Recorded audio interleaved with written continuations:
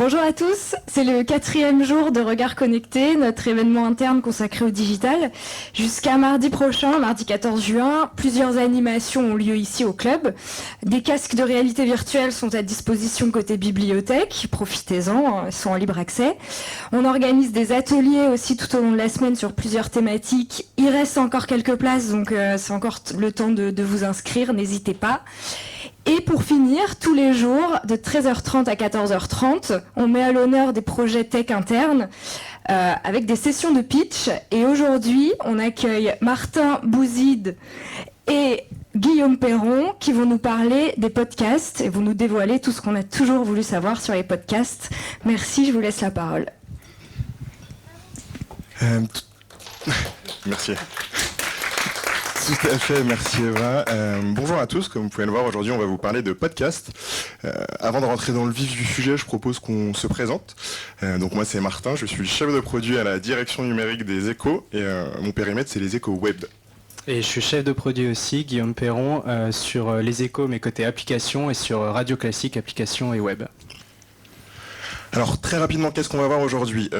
En intro, on va vous expliquer qu'est-ce que c'est un podcast, vous présenter quelques chiffres sur ce type de format, vous présenter les podcasts du groupe, plus en détail, les leviers de distribution, de promotion et nos potentiels de développement sur ce segment-là.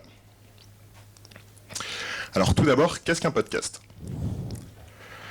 D'abord, c'est un format qui repose sur une technologie plutôt simple, le couple RSS-MP3. C'est-à-dire que vous avez une application type Spotify, Apple Podcast, Deezer qui récupère un flux RSS et qui l'interprète et du coup vous pouvez lire votre épisode. C'est un fonctionnement très très simple qui a fait ses preuves et qui fonctionne toujours actuellement. Cependant, malgré une tech assez simple, il y a quand même quelques subtilités à connaître sur l'univers du podcast, notamment la distinction entre natif et replay. Alors, qu'est-ce que c'est un podcast natif ? C'est un podcast qui a été créé, qui a vocation à être un podcast. Donc, il s'adresse à une audience très ciblée.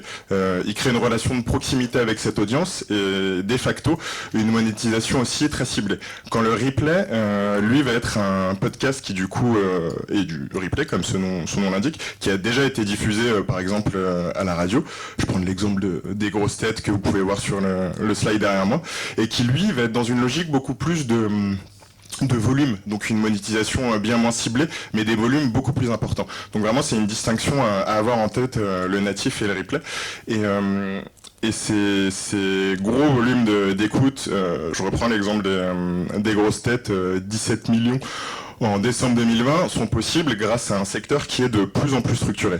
L'époque où on pouvait enregistrer, c'est toujours le cas, hein, mais quelqu'un enregistrait un podcast dans sa chambre et le diffusait sur Internet est révolu. Maintenant, on a vraiment des acteurs qui structurent ce marché.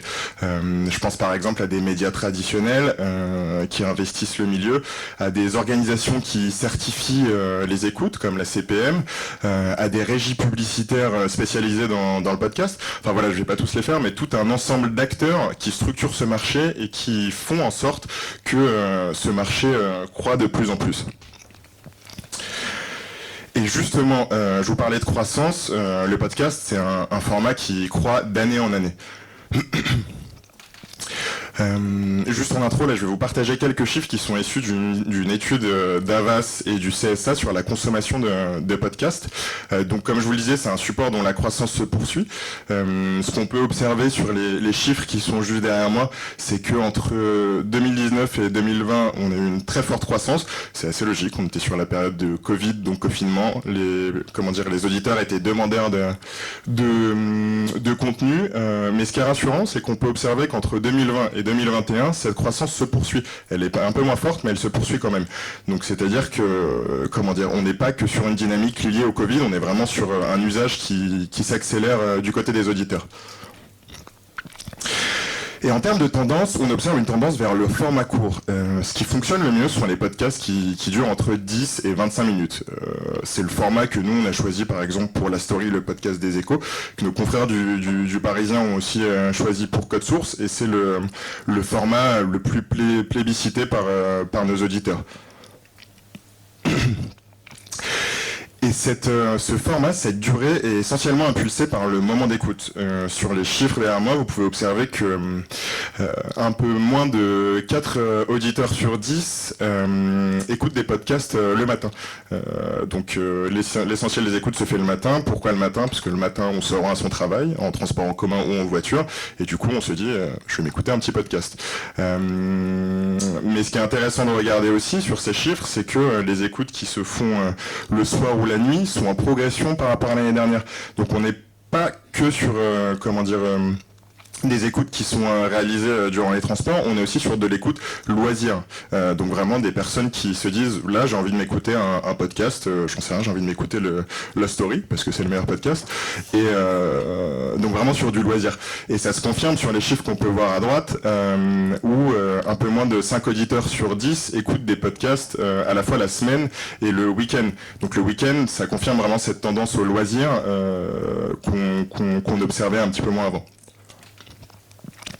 Et enfin, pour en finir avec les chiffres, les perspectives d'évolution sont plutôt encourageantes, puisque plus de 2/3 des personnes interrogées écoutent à minima 4 podcasts différents.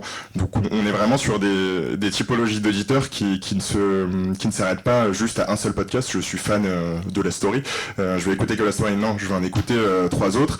Et au-delà de ça, plus de 6 auditeurs sur 10 interrogés découvrent des nouveaux podcasts fréquemment. Donc on a vraiment un enjeu business à proposer ce genre de format, et on a des auditeurs qui ont envie de découvrir de nouveaux podcasts. Et en parlant de podcasts, du coup on va vous présenter plus en détail les podcasts du groupe. Et on va commencer justement par Radio Classique, qui est forcément la marque du groupe qui a le plus de podcasts. À l'heure où je vous parle, on en compte 33, dont 6 podcasts natifs, donc d'où la définition importante que vous donnez, Martin, au début de la session. Donc podcasts natifs qui sont uniquement sur le digital.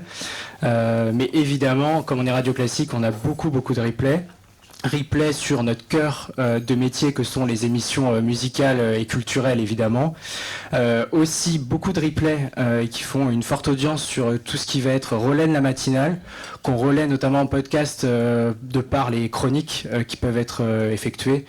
Et évidemment notre podcast phare qui est Franck Ferrand, dont j'imagine que beaucoup d'entre vous connaissent déjà, et qui, on va être honnête, représente aujourd'hui à peu près 80% de nos écoutes au sein de Radio Classique. Et donc 80%, ça fait à peu près entre 3 et 4 millions d'écoutes chaque mois. Et exactement, pour faire écho en fait à ce que disait juste avant Martin, c'est qu'on le voit aussi sur Radio Classique, c'est que ce sont des habitudes qui s'installent.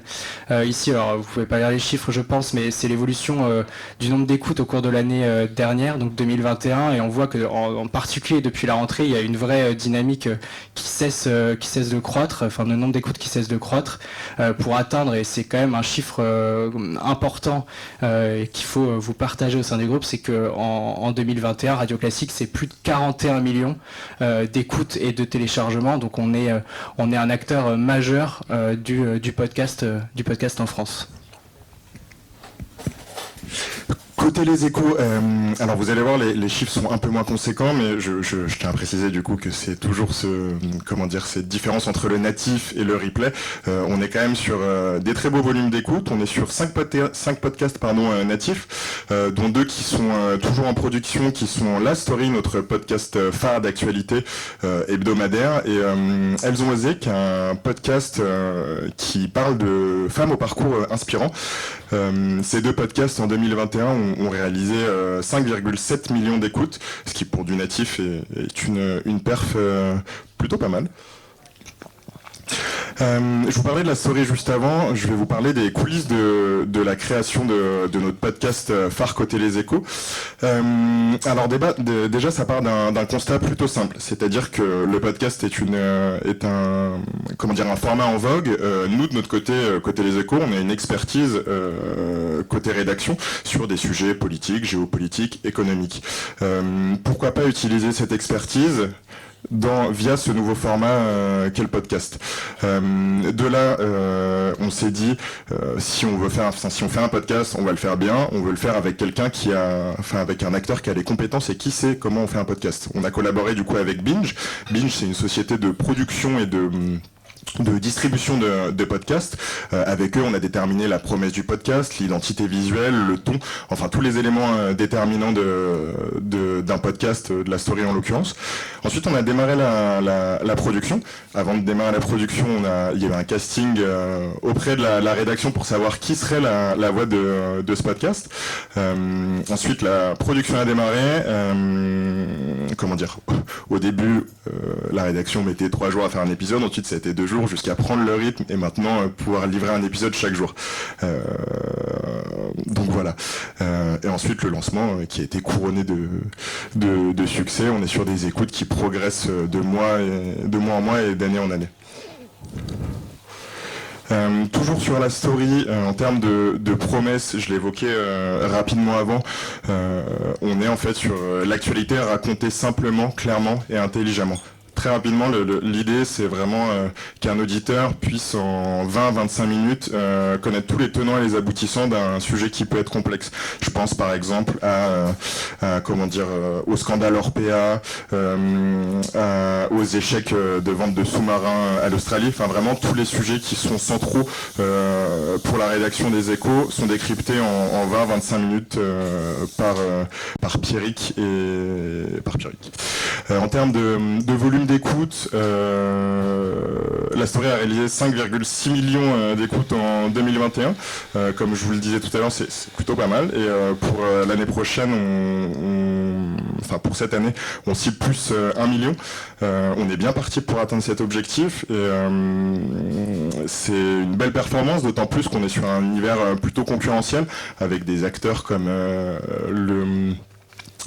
La Loupe, Programme B ou Code Source de nos confrères du Parisien. Et malgré cet univers concurrentiel, on arrive à se hisser à la 5e place du classement ACPM en 2021.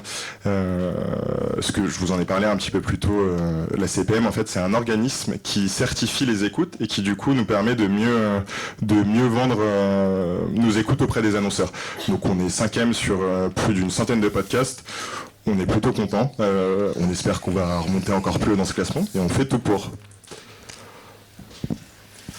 Et effectivement, au-delà de la production, ce qui va être aussi important, évidemment, ça va être de savoir où est-ce qu'on distribue ces podcasts et surtout comment on en fait la promotion.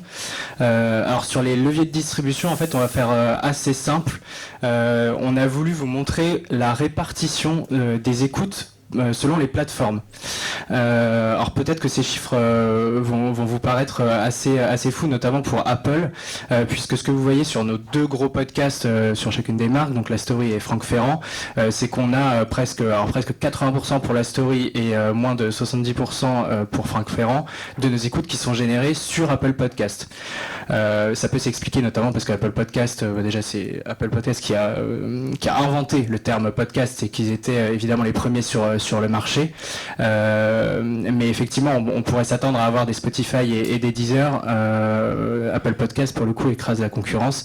Et ce qu'on peut voir aussi, c'est que le nombre d'écoutes sur nos propres environnements est, somme toute, assez anecdotique comparé notamment à Apple Podcast. Mais malgré tout, et là on va parler de l'exemple d'Histoire en musique. Donc si vous avez des enfants, je vous invite à écouter des histoires en musique. C'est des contes pour enfants sur fond de musique classique, où on a une répartition qui est beaucoup plus équilibrée, et c'est ce qu'on aimerait, notamment sur l'ensemble de nos podcasts à terme, réussir. Mais alors ça s'explique par plusieurs éléments. Donc certes, Apple Podcast est toujours en tête, mais on voit qu'un Spotify se démarque avec plus de 22% des écoutes. Mais pourquoi ? Parce qu'on a une cible évidemment de parents, et que Spotify a la spécificité d'avoir justement un portail Kids sur sa plateforme. Donc en gros, donc pour résumer, il y a un match entre notre cible et le produit de la plateforme. Et enfin, ce qu'on voit aussi sur le site, c'est qu'on a pour le coup plus de 16% des écoutes qui sont effectuées sur le site, parce qu'on a un travail éditorial qui qui effectivement est fait de manière un peu plus précise sur ce podcast, avec des pages personnalisées, une page par épisode, là où sur les autres podcasts on va être sur des templates beaucoup plus classiques. Donc travail éditorial en fonction des cibles, on peut aussi réussir à être moins dépendant de la plateforme d'Apple. Et au-delà de ça, quels sont nos leviers de développement et comment on peut réussir à promouvoir davantage nos podcasts. Le premier, c'est pas forcément d'aller chercher ailleurs, mais c'est déjà de travailler sur notre propre environnement. Travailler sur notre propre environnement, c'est faire notamment de l'autopromotion, plutôt que de laisser des invendus publicitaires avant un podcast qui fait entre 3 et 4 millions comme Franck Ferrand par mois. Et ben c'est tout simplement de mettre des pré-rolls de nos propres podcasts, et c'est ce qu'on a fait notamment sur des podcasts comme Histoire Musique, Secret Dirigeant, Backstage ou La Matinale au moment des présidentielles. Donc c'est faire de la propre promotion de nos podcasts sur nos propres podcasts. Donc c'est vraiment travailler de la synergie entre les différents podcasts. Plus classique, c'est une sponsorisation sur les réseaux sociaux, où là on va avoir pour objectif d'élargir évidemment la cible, mais aussi, et ça c'est notamment le cas pour Radio Classique où on a une communauté très engagée, mais de faire de nos fans des ambassadeurs. Typiquement cette campagne pour Noël, donc avec des épisodes sur le Père Noël, on a fait énormément de partages et énormément de commentaires positifs, donc ce qui permet, en redirigeant justement sur notre site, d'arriver à ce que je vous exposais tout à l'heure, à une répartition un peu plus saine du nombre d'écoutes, au-delà d'augmenter le nombre d'écoutes, vraiment de retravailler aussi la répartition entre les plateformes, et notamment un peu plus sur nos propres environnements. Mais bon, évidemment, c'est surtout sur les plateformes tierces qu'on veut être mis en avant. Ça a la spécificité encore aujourd'hui d'être pour la plupart des mises en avant qui sont gratuites, mais qui dit gratuit dit négociation. Donc c'est un travail de longue haleine, au-delà de la négociation au premier sens du terme. Ça va être surtout de les tenir au courant de toutes les nouveautés qu'on peut avoir, de les tenir au courant des futurs épisodes. Donc c'est un vrai travail de proximité avec ces différentes plateformes où notre objectif il est d'avoir notre petit encart ici par exemple sur la story. Donc vraiment pour faire la promotion du podcast La Story, et générer des écoutes, davantage d'écoutes sur le long terme. Mais ce qu'on peut faire aussi, c'est tout simplement, et ça les plateformes aiment bien, c'est mettre en avant des collections. Donc c'est ce qu'on peut faire notamment sur Franck Ferrand. Donc là c'était une collection sur plusieurs épisodes qui traitaient de la Seconde Guerre mondiale, parce que là en fait les plateformes elles ont un aspect éditorial à pousser également, au-delà de juste pousser un podcast en soi. Et donc là ce qu'on voit avec les chiffres que vous avez à droite, c'est que ça permet de booster, en tout cas à un moment T, énormément les écoutes. Vous voyez notamment sur cette semaine on avait des mises en avant sur Apple, sur Spotify et sur Amazon Music. On a réussi à générer plus d'1 million d'écoutes en une seule semaine, et surtout plus de 145 000 auditeurs uniques. Alors l'avenir, les potentiels de développement, évidemment, comme vous l'avez compris, c'est un marché qui se structure, mais il y a encore énormément de choses à faire.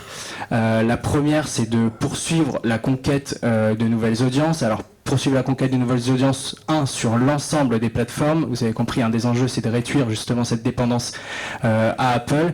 Et c'est aussi d'être distribué sur un maximum de plateformes. Pourquoi ? Pour faire de nos podcasts un moyen de conquête, non pas uniquement de nos podcasts, mais par exemple pour les échos, d'aller chercher ensuite, grâce à cette visibilité, des nouveaux lecteurs ou des nouveaux auditeurs. Toujours poursuivre la conquête d'audience grâce à la notoriété de nos podcasts. Donc là, cette notoriété, elle va aussi nous permettre de fidéliser notre lectorat au-delà juste des articles, mais donc je parle des échos, mais sur un nouveau format, et de s'installer dans leur routine, et donc d'être encore plus présent dans leur routine au quotidien. Et puis évidemment, on va pas se le cacher, à terme, c'est de développer l'audience pour développer les revenus publicitaires qui y sont associés. Et enfin, poursuite d'audience, conquête d'audience tout le temps, en exposant, et ça c'est ce qu'on cherche de plus en plus à faire, en exposant certains épisodes plus spécifiques, mais qui ont un gros potentiel. Et c'est ce qui va nous permettre, au-delà d'attirer avec le nom de la story, mais d'attirer sur tout simplement un angle éditorial et sur un sujet spécifique, d'attirer des nouveaux éditeurs, puisque c'est un format qui est gratuit et qui est accessible par tous et qui va permettre aussi de démontrer le savoir-faire de nos rédactions au-delà des articles. Et évidemment, explorer des nouveaux modèles. Alors, nouveaux modèles d'un point de vue éditorial. Donc là, tout simplement, c'est réussir à étendre ce format podcast à d'autres marques du groupe. Et puis aussi de réussir à explorer des nouvelles thématiques qui aujourd'hui sont pas couvertes et qui pourraient être pertinentes. Et puis, mot de la fin, explorer des nouveaux modèles d'un point de vue tout simplement économique. C'est clairement l'enjeu là à l'avenir, et c'est de pas louper le train qui est en marche, et donc de développer des collaborations avec des plateformes qui sont spécialisées sur des modèles payants comme Magellan, continuer aussi à travailler étroitement avec Apple qui propose de plus en plus de podcasts payants, et donc c'est le travail qu'on commence à faire au sein des échos, et notamment pour Radio Classique, c'est de tester pour réussir à terme à trouver un modèle payant ou réservé aux abonnés qui soit pertinent et qui nous permettent de dégager encore plus de revenus. Voilà, le mot de la fin était donc économique, mais merci à tous. Merci beaucoup. Je peux passer le micro s'il y a des questions. N'hésitez pas. Allez. Merci beaucoup. Moi, je voulais savoir si, à partir de la data que vous récoltez justement des auditeurs et des écoutes, vous sauriez définir à peu près le profil type des personnes qui écoutent justement la story. L'âge, le sexe, le milieu professionnel et tout ça. Alors, des données précises, c'est assez compliqué. Comment dire, parce qu'en fait, si tu veux, elles dépendent de chaque plateforme. Tu vas avoir des données côté Apple, côté Spotify et côté Deezer, et c'est difficile d'avoir un agrégat pour nous. Par contre, j'ai quelques données en tête. Je sais que par exemple, la story est beaucoup plus écoutée, sur Paris et en région parisienne. Je crois qu'on est de l'ordre de 40% quasiment des écoutes qui viennent de cette région. En termes de profil, d'âge, on est vraiment sur à la fois le lectorat classique des échos, donc un CSP+ d'un certain âge, mais ce qui est bien avec ce format, c'est qu'on arrive aussi à recruter des auditeurs un petit peu plus jeunes. Je pourrais pas te partager de chiffres, mais notre intuition, c'est que vraiment tu dois avoir des trentenaires aussi CSP+ qui écoutent notre podcast. Donc voilà, et en termes de... tu m'avais dit du coup leur âge... Ouais, c'était tout. On a fait le tour. Ouais. La donnée sur ces plateformes-là, merci. C'est Apple. Enfin, imaginons si le podcast est publié sur Apple Podcast, c'est Apple Podcast qui récupère la donnée, et vous, si vous voulez l'avoir, vous devez la payer, ou ça se passe comment ? Non, du tout. Ils nous la mettent à disposition. En fait, si tu veux, nous on travaille avec un agrégateur, enfin un hébergeur qui s'appelle Acast. Si tu veux, en fait, c'est une plateforme sur laquelle la rédaction va publier tous les jours son épisode, et du coup Acast l'intègre au flux RSS qui est redispatché en fait sur toutes les plateformes par la suite. C'est-à-dire qu'on le publie à un endroit et il est publié à 17h sur toutes les plateformes. Tu n'as pas de publication manuelle sur chaque plateforme à 17h. C'est vrai que c'est quelque chose de très logique pour moi, mais quand tu... Et Acast, c'est payant ou c'est un... Ouais. C'est c'est une entreprise, C'est la seule entreprise qui fait ça ? Non, t'as d'autres entreprises, t'as Ocha, j'en ai plus d'autres. On n'est pas sur la même, par exemple sur Radio Classique, effectivement c'est Ocha. Mais effectivement cet hébergeur aujourd'hui il nous donne pas d'indices et de caractéristiques de notre audience. Il faut aller sur les plateformes les unes après les autres, mais cette question elle est justement dans cette structuration du marché qui est pas encore aboutie. Et clairement ça fait partie des choses à l'avenir, je pense, qui bougeront, parce qu'aujourd'hui c'est surtout via des études ad hoc qu'on va pouvoir définir ces profils sociodémos, et forcément ça demande c'est d'autres études forcément payantes, etc. Donc aujourd'hui on a beaucoup de data sur chacune des plateformes séparément, mais on n'a pas de data qui sont communes. Et c'est d'ailleurs un problème parce que c'est pas les mêmes cibles en plus qui vont aller sur chacune des plateformes. Donc typiquement, on peut pas se dire que c'est juste, alors même si Apple représente 80%, on peut pas se dire que c'est juste ce qu'on voit sur Apple qui est notre, qui représente complètement nos auditeurs. Merci. Est-ce qu'il y a d'autres questions? Oui. Bonjour, je me demandais si tout le monde pouvait faire héberger son podcast par les grandes plateformes, j'imagine en payant, ou s'il y avait une forme de sélection à l'entrée. Je sais rien. Alors c'est une bonne question. Oui, tout le monde peut faire héberger son podcast. Alors par exemple, Acast, effectivement, c'est payant, mais pour les podcasts indés, j'ose imaginer que le prix doit être bien plus inférieur à ce que paye une entreprise. Et au-delà de ça, après, je veux pas trop m'avancer, mais il me semble qu'on peut aussi se passer de ce genre de solution et publier soi-même ces épisodes directement sur les plateformes. Je pense pas qu'il y ait honnêtement, je suis pas sûr à 100%, mais je pense pas qu'il y ait de limite à l'entrée. Si demain, moi, j'ai envie de me dire, j'enregistre mon podcast, je peux le publier. Et c'est le cas pour des centaines de podcasteurs indépendants. En fait, l'intérêt de passer par un Acast ou un Ocha dont on vous parle, c'est justement de pouvoir le distribuer très simplement sur l'ensemble des plateformes et pas juste sur une plateforme. C'est plus. Merci beaucoup, on va s'arrêter là.